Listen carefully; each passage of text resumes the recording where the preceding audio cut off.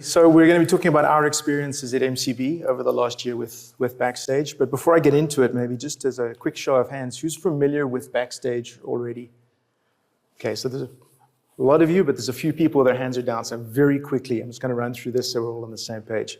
So Backstage is an internal developer portal. It provides a software catalog. So think of that as a registry of all your services, your databases, your queues, the relationships between them, the metadata that describes them, the teams that own them. It provides a system of software templates that we can use to automate common engineering tasks. It provides a way of rendering our markdown files, our tech docs. So if you're following the documentation as code philosophy, you can surface that information in the context of what's in the software catalog. It allows us to search across all of this, and it allows us to extend it all through a plugin ecosystem. So just so we're on the same page, this is Backstage in a box. Our context at MCB, we're a nearly 200-year-old bank in the Indian Ocean. We have about 40 teams, 400 engineers. We cover multiple geographies, so it's not just Mauritius, Seychelles, Maldives, Madagascar as well. We have varying levels of DevOps and SRE maturity. So depending on what team you're in, your exposure to these ideas would be radically different. And then lastly, our core systems are all on-premise, which is a limiting factor for us in terms of adoption of some of the cloud technologies. So that's us. How did we get into Backstage? It was entirely accidental. We did not go out looking for an IDP. What we were trying to do was solve some specific problems independently. The first was service discovery. How do people find the open API specs and the version information for services? And we tried a number of different things over the years. Nothing seemed to stick. It would always just roll back into service discovery via email. You know, people mailing people asking, please can you send me the latest request response pair? It's wildly inefficient. It's frustrating. It's dangerous, because then you've got to worry about the versioning in your email. So we had that problem. At the same time, we were looking at how do we standardize documentation. So our DevX survey was telling us that generally our documentation was good, but consistency was a challenge and discoverability was a challenge. When we drilled into it, what we found is that teams were doing things in different ways, structuring it to what made sense to them, which made perfect sense to them, but when someone else tried to consume that information, it became much harder. And that then people would then roll back to, well, instead of reading the doc, let me send an email. And lastly, standardizing operational information. We have a very small level 2 function, and we wanted to empower them to be able to self-service a lot more things. The problem is across all of our teams, there's all these variances in how teams manage their runbooks, manage their telemetry, manage their log. All of these things is different, which means that our L2 team would need to then absorb all of that. It's just not feasible. And we were looking for a way of, well, how could we provide a standardized view into our ops world for our L2 teams? We started looking around, well, what are other organizations doing? Surely we are not the first lot that are dealing with this, and we came across Backstage. We've implemented it over the course of the last year and a bit, and along the way, we've also ended up solving a bunch of other things with it that weren't initially on the radar. Things like engineering governance, our self-service tooling, our skills management is all now being managed off of Backstage. What it looks like today is we've got about 35 systems on the platform, 165 components, 404 APIs. That's not a typo, it's a weird coincidence. We have 4 part-time maintainers, and we'll come back to that later. Our core plugins, Azure DevOps, that's where our repos live, that's where our pipelines live. Everything runs on OpenShift in our world. Jira Ops, it was OpsGenie originally. We're using Soundcheck, which is a framework from Spotify for automating engineering checks. There was a great talk yesterday about attestation, similar to that, and then Skill Exchange, which is for managing your skills matrices across the org and within the teams. So with that said, I hope that gives you a bit of the context of who we are and how we're using it. What worked? And the first was an iterative approach. When we found Backstage, it was like this, like light went on. This is the solution to our problem. And there was a lot of very enthusiastic talk about this is going to solve the problem. Let's just roll it out. And fortunately, cooler heads prevailed, because had we done that, we would have created an almighty mess that would have been very, very difficult to clean up. When working with Backstage, so much of what you do is in Git, which means that your sins live on for a very, very long time. So we started rather with a bare bones approach. Literally, Backstage, out of the box, we spun it up in a container, we showed it to everybody. And the feedback from the team was, well, this is interesting, but it would be much more interesting if we could see our data, right? This is, I mean, it's in theory, it's cool, but yeah, show us our data. So what we did was we built an end-to-end slice. We started on the mobile app and we worked all the way down through one of the payments flows into core banking. And that's then when the lights went on for everybody, because what they were seeing was a view that I don't think anyone had seen before in our organization. It was the mapping of service to service all the way down through the stack, through the layers, but also seeing how the teams transition and the ability at any point to drill down and say, well, what's happening in Kubernetes behind the scenes here? What's happening in Prometheus? Who's on call today? So this wave of enthusiasm that we generated from that allowed us to agree with the teams, what is a minimum spec that we could look at? You know, what is the minimum that people could commit to? And it was a little bit more than your main service and one of your components. Just get that. And we did this so that people could get their feet wet with this, learn about it, because it's, I wouldn't say the learning curve is massively steep, but it's there. So we did this just to get everybody on board and start building that out. And then evolve that into what is our minimum, like our baseline standard. And it's in quotes because that standard is changing and evolving all the time. From a timing perspective, this first step was a week, like really, really fast. Either this was going to help or it was not going to help, so let's not spend a ton of time on it. We spent about 4 weeks on the end-to-end slice and about 2 months getting all the teams on board. And then the rest is now this evolving process of working through it. What's important, though, is that at each one of these steps, we stopped and went back and looked at our modeling standards, like how do we want to structure the information?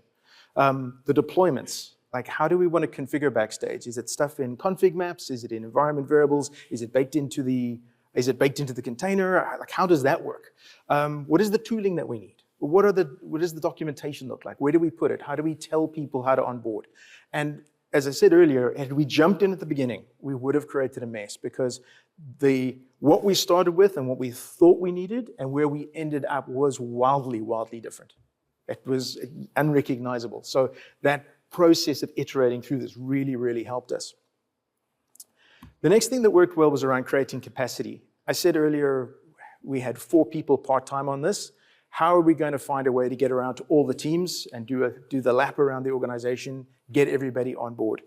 And the way we did it was by finding 1 or 2 teams that we could work with and a couple of individuals to help us, find our champions to help drive this process. And we picked a team that had a real and immediate problem.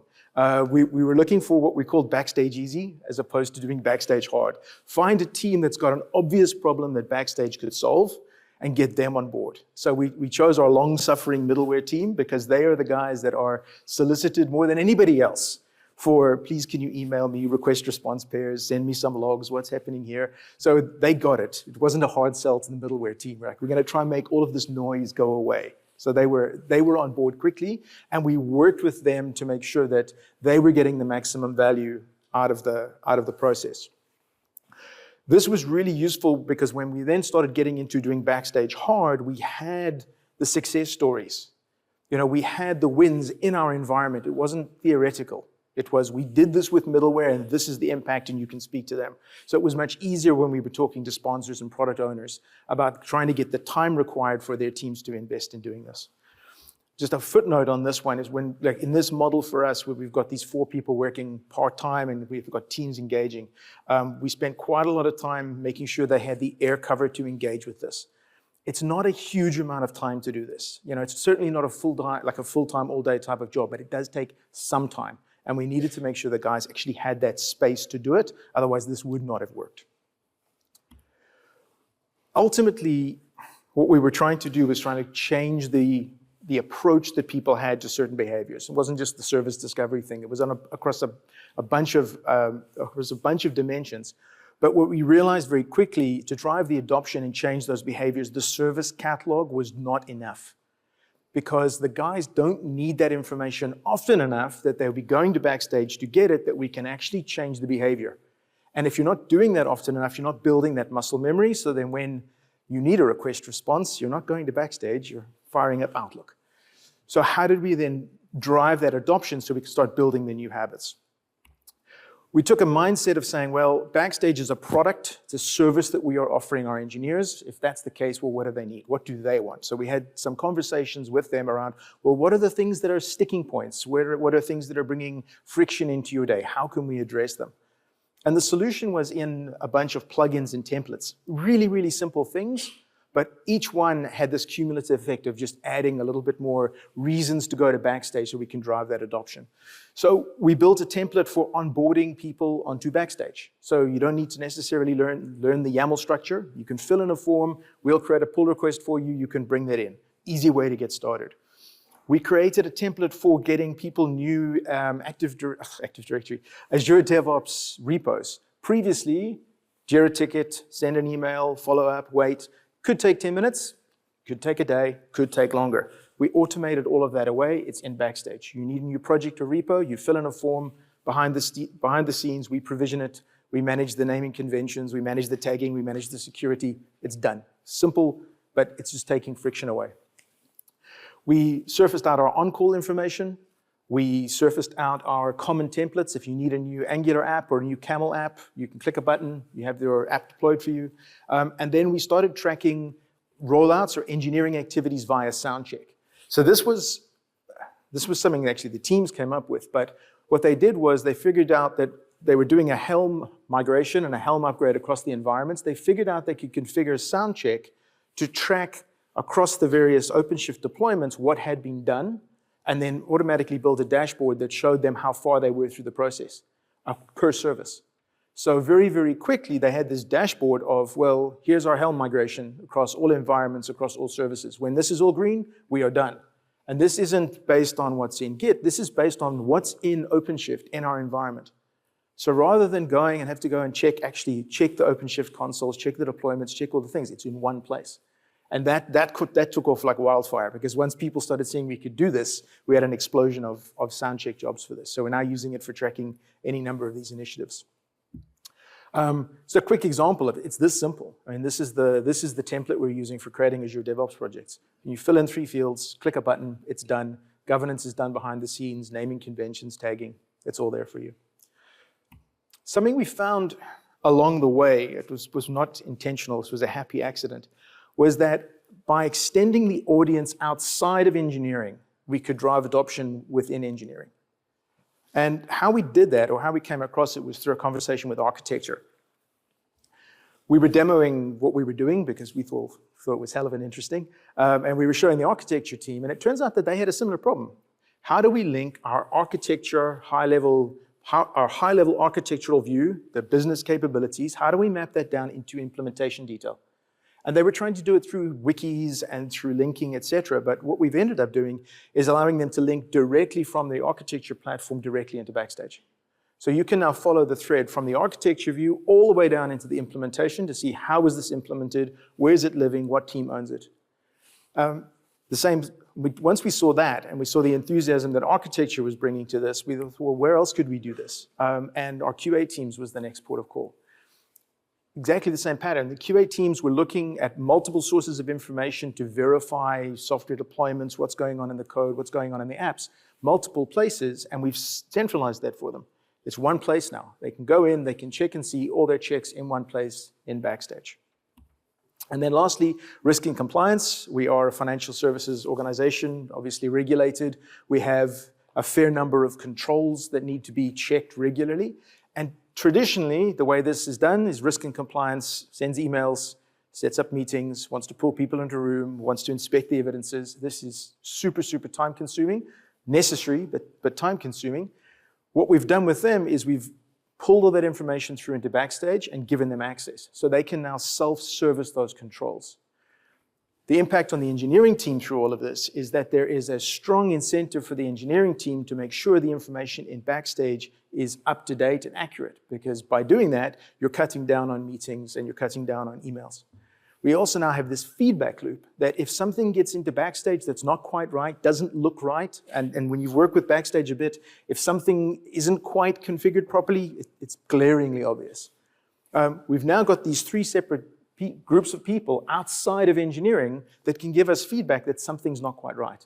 You'll get a phone call rather about saying, hey, I'm looking at this component and something's off. Is it updated? Is it wrong? And we can drill into it. That feedback loop has been very, very useful. This is what it physically looks like. This is part of the QA checklist. So this is kind of like a first pass that the guys do, a quick scan to check, can this thing go forward? Traditionally, this would have been checking on Azure DevOps, checking in OpenShift, checking in Sonar. It's all here now in one place, and the history of this is tracked over time. So if there's an item on this that's gone red, you can see when it went red. And you can drill straight back into the pull request that then made it red. So from a QA perspective, they love this, and we love this because it's everybody seeing the same information all the time. So that's what worked, what didn't work. And the first was the upgrade process. We left it, in short, we left it far, far, far too long. In between, from that initial bare bones demo all the way through to the end, we were super excited, we were doing things, and we took our eye off the upgrades. Wasn't even a consideration until we started hitting a couple of bugs, until we started wanting features that weren't in our current version, and we thought, oh, well, we'll just quickly upgrade, so we thought. And it was a nightmare. Plugin versions didn't work, security configs broke. Obviously, running inside a financial service organization is a huge amount of security and lockdown. Things just did not work. Data migrations fell over. In the end, we had to scaffold a clean Backstage implementation, port over our plugins. We had to move our database over, start from scratch, bring the whole thing up in a responsible manner. This has got nothing to do with Backstage. This is all self-inflicted. What we learned through this was that we need to maintain a regular cadence. So now it's every 4 to 6 weeks, we go and do a version bump. It's just part of what we do, just to make sure that it's there. It's 4 to 6 weeks because it's people that are working on this part-time, so we don't have dedicated teams, but that's the cadence that's working for us. But we miss this at our peril, and it's something that we need to plan to invest to do. Backstage normally it's not high maintenance. Mostly it just runs. We don't look at it all that often, but this is something we need to get in the calendars and make sure we're doing, and we know for a couple of days we're going to be upgrading, testing, getting everybody ready. The next thing is data quality. Whilst we took an iterative approach to evolving the standards and trying to think through what do we need, etc., we still ended up with a bunch of bad data. And it's silly things, right? It's just copy-paste errors. So a team will go, they'll build a template for one component, and they'll copy-paste it out with the same spelling mistake in it. Or a link that's been baked in that's not quite right, no one checked it. Components being registered off feature branches. This is a common one. The teams will create a branch, they'll register their component from that branch, and then merge and delete the branch.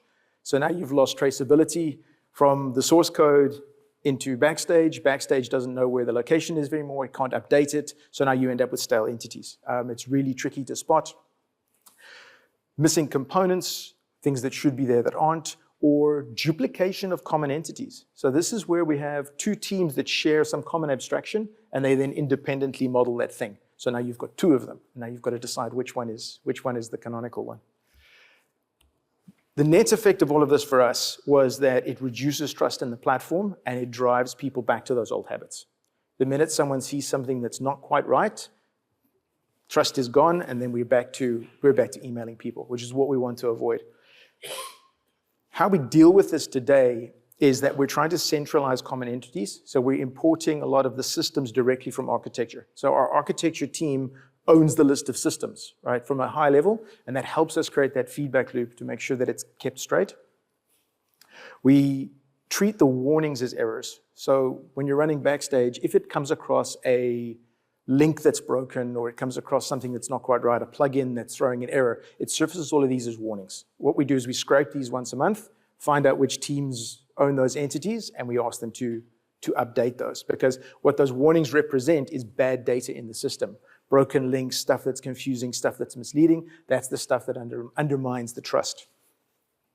Going forward, we're trying to find ways to lint this. We think what we want to do is invest more in our onboarding template and put real-time validation in there. So like, as you're linking Sonar and Kubernetes descriptors into the template, we can validate those in real time, give the people the feedback. Because often that's what this is. People, they author the YAML file, they register it in Backstage, it looks okay, click, and then we're done. And that's where those things creep in. On a related note, the modeling standards. What we found is that teams model things at different levels of granularity for different reasons. But because we're trying to pull everything into Backstage, that disconnect around granularity can cause challenges with mapping things together. I've got a very coarse-grained entity on the one side, lots of fine-grained entities on the other. The relations don't quite work. And we spent a lot of time talking about this with the teams around, well, how should this work? We also ended up spending a lot of time debating with people, how do we bring things into the platform where it's not an immediate fit? In services and websites and databases, it's quite clear. What about data pipelines? What about batch processes? What about some of the core banking routines? Should those be there? Do they go there? And this debate has raged for quite a long time. We have found that it is a very useful debate, and it's helped us clarify a bunch of things in terms of everyone's understanding of how these things fit together. We've come up with this kind of checklist that we use nowadays, which is simple, but quite effective. We look at, for a plugin, how many plugins can we configure for this component? If we can sensibly link this component to Sonar, to OpenShift, to Prometheus, to Grafana, it's a good fit. Like similarly, if you're trying to link this component to 2 separate repos or 2 separate Sonar projects, probably this should be split. We also look at how stable is the information and how many people are going to reference it. How many incoming and outgoing relationships should there be? If the answer is none and never, probably we don't need this. Maybe if we absolutely want to, we'll bring it in as a lookup, but we don't want to be creating this entity that's just going to sit there that no one cares about. What's it there for? The corollary to that is this idea of what else would be present in the repository. If you're asking us to create a repo for you just so that you can store a YAML file, probably not the best use of Backstage. We'll bring it in as a lookup or something. But these modeling standards and agreeing them and debating them, I think we should have spent more time on this as we went through the process, because what we were doing is we were dealing with this on the fly, and it wasn't really an immediate problem when we were in the kind of doing the end-to-end slice, because we spent a lot of time kind of subconsciously doing this and figuring out, curating how this thing would all fit together, and then we scaled. And we ended up with these modeling challenges, and they came on quite quickly. There is the example of what happens when you get this horribly wrong. This happened overnight. We went from having a very sensible picture that told us lots of wonderful things to that, which is completely unintelligible and not useful. You can't try to narrow this down and filter it easily. It's this or nothing at this point. And it all comes down to a poorly chosen abstraction for one of our core systems. And as a result, everyone saw it, everyone's linked to it, and now we have this to contend with. So that's the impact of it, and it really erodes the value in the platform when you're trying to navigate through things and you come to this because you don't know where to go next. So for us, Backstage has been a really positive experience. We've got a lot of value out of it. It's solved a lot of problems for us. In terms of what we're focusing on next, the first thing is notifications. So there's a powerful notification system in Backstage. We didn't turn it on because we were unclear about what we wanted to notify people about, who needed to be notified, and how we were going to send it to them. And we did not want to create more email in our environment. We're much clearer on that now because we understand Backstage a lot better. The things at the top of the list are service deprecations. One of the great things about Backstage is that we can understand who uses a service by virtue of the relationships. So when a team marks a service as being deprecated, we can now notify all the dependent teams automatically. Your service you're using is now being deprecated. There's a bunch of other notifications that we've identified, and we're now working to figure out how to send those and get them out the door. Templates we're already using for deploying our ADO repos and for onboarding people. We want to extend this. And the project for this year is we are rolling out Airflow as a platform. And we've built a bunch of common Airflow templates that we want people to use that kind of capture the good practices that the team have put together. This will all be surfaced through Backstage. So if you need a new Airflow job, you can select it out of from the library, fill in the details, and there's your job ready to go with all of our standards and good practices baked into it.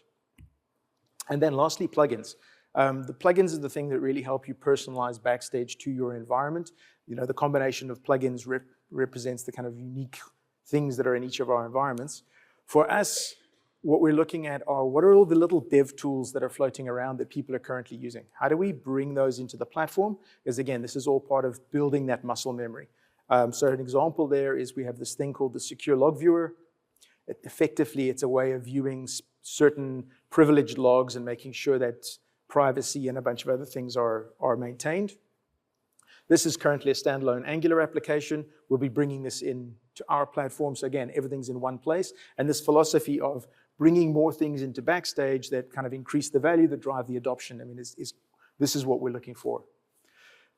So in summary, if working with Backstage, iteration is key, like evolving those standards as you go, internalize those learnings, more iterations is good. Adding value to drive your adoption, find new audiences. Those feedback loops from external consumers of the information are super, super valuable. And don't forget to upgrade. Thank you.